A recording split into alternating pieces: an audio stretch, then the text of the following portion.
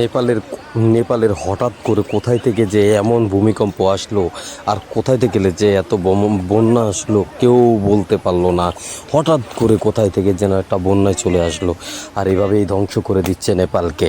আগামী যে 26 তারিখ গেল, 26 তারিখের এই কাহিনীটা, হঠাৎ করে তাদের উপর আক্রমণ আনে এক বন্যা, আর বন্যার পানিতে ভেসে যায় পুরা নেপালের একটা শহর। আপনারা দেখতে পাচ্ছেন ব্রিজটা পর্যন্ত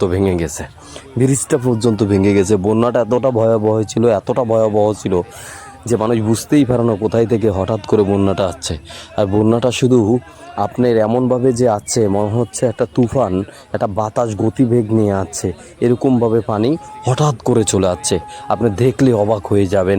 শুধু আমি একটা সিন আপনাকে দেখাচ্ছি, পুরো সিনটা দেখাচ্ছি না, এটা শুধু একটা ব্রিজের সিন দেখালাম যে ব্রিজটা নিমিষেই, নেপালের ব্রিজটা নিমিষে শেষ করে দিল। আল্লাহ তাদের